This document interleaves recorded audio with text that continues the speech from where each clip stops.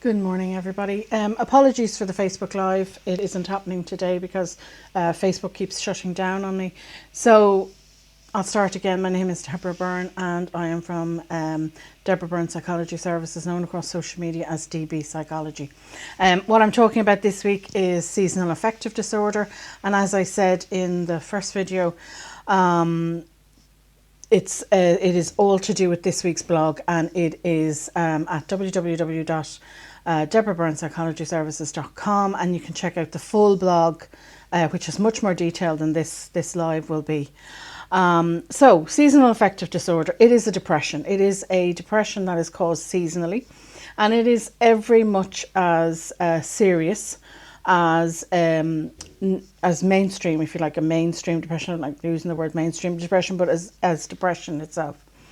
There are two types that I want to highlight. There's two affective disorder, which I'm going to call SAD from now on. And the first one is winter SAD, and that affects people from the autumn through the autumn and throughout the winter.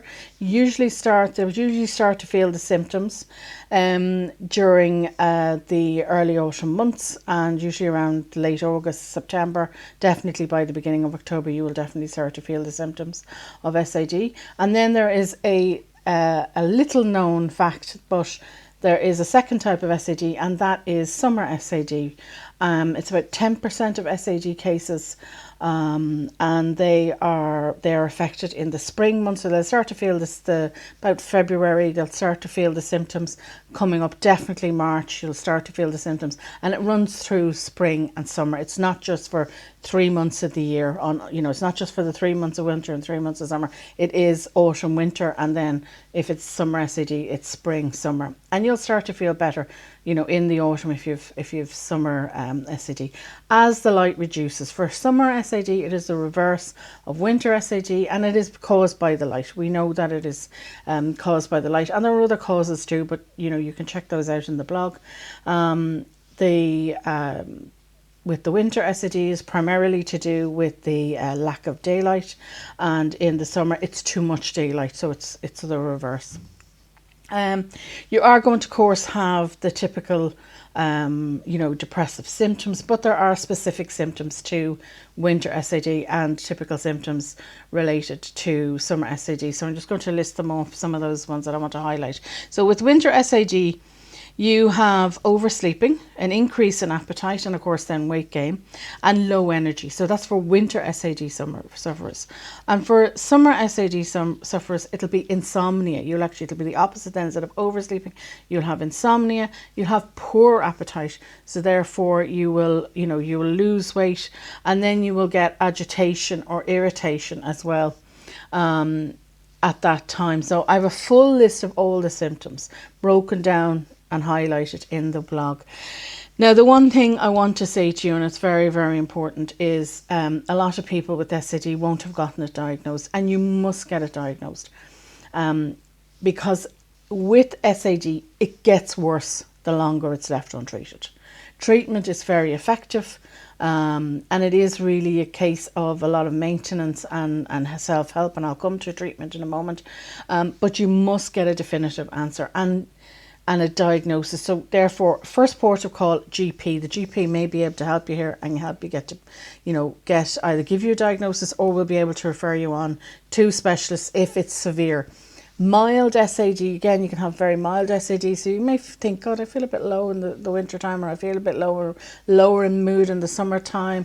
If you're looking at some of the symptoms, you may have mild to moderate SAD, but there are people who have very moderate to very severe SAD symptoms, and it really impacts how they function in their day-to-day lives. So you have to get a diagnosis, because these symptoms will progress and they will get worse. So I can't emphasize that enough. There are complications then that arise from SAD, and I've listed those out in the blog, so do check those out because it's very important. And one of those complications would, of course, be social isolation. So I'm going to come to that in a moment in terms of treatment and self-help. Treatment is very simple and very effective. Usually counselling with CBT, cognitive behavioural therapy. If you need it, antidepressants during the time you need them, and you know, your GP can make that diagnosis there, and it'd be more for the more severe cases that you would need, moderate to severe cases, you'd need an antidepressant.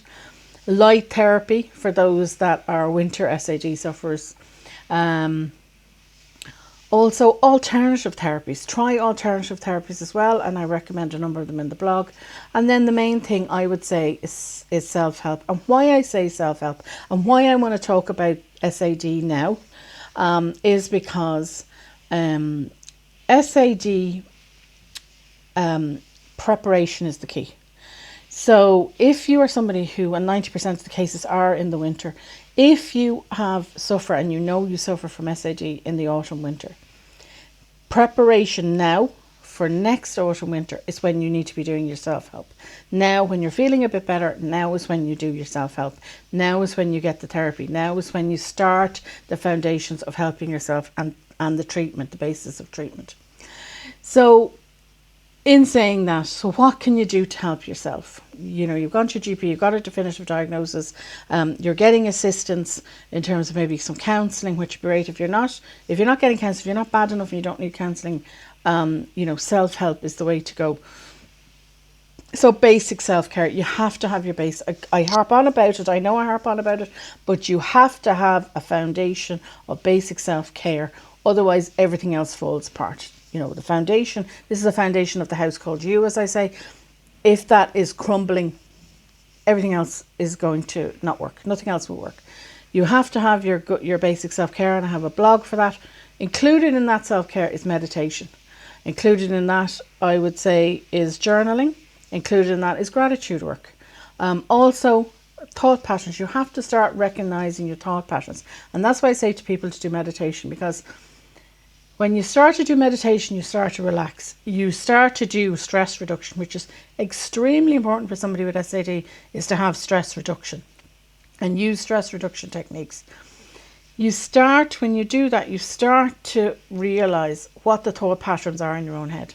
Deleting the negative thought patterns and building up more positive thought patterns in your head is only going to boost you, is only going to boost you up and bolster you up to face into the autumn and winter months. So doing this foundational work now is very important. Setting healthy boundaries and reviewing your priorities. If you are taking on too much, it's going to have, again, a knock on. It's like a domino effect. It knocks on to the effect that it'll have on you're taking on too much, you become resentful, you're overstressed. It's going to have a knock-on effect then when you get hit in the autumn and the winter months, or again if you're in the spring and summer months too. It's going to have an effect on you, and you're going to go downhill. Okay, you're not going to be able to tackle or handle the depression that's hitting you in those months if you're not laying the foundations and reviewing and reducing your stress and reviewing your priorities and reducing those priorities. We're all guilty of taking on too much. Changing your environment is a big one. And I go into this in a bit more detail in the blog, so do check it out. But looking at what you can do to help yourself in your environment. So if you are, for instance, if you are a winter SAD type, then getting outside, getting as close to the window as possible, getting outside at lunchtime during the winter is vital. Try and get a desk near the window and work. Try and get, even if it's a cold, wintry day or rainy day, wrap up warm, put on the protective clothing and get outside for 15 or 20 minutes. You need that daylight, hit as much daylight, between 12 and 3, as much daylight hitting your hands, hitting your face as possible to get that intake of as much daylight as possible. And of course, as I said, light therapy is part of it. If you are a sufferer of SAD for the summer, then you're going to want to withdraw from that time. So the peak period of time between 12 and 3 would be, definitely avoid the, too much sun at that time of the day. And, you're going to be wanting to put more, shrubs near the windows and things like that. So to reduce the light coming in, blinds and things, that's for summer SAD. You'd be reversing all that for summer SAD. you want to bring in the light for winter SAD and reduce the light for summer SAD. So think about, and as I said, I go into a bit more detail of what, questions to ask and how you can evaluate your environment in which you're working and living, and see how you can, how you can help yourself and how you can benefit yourself.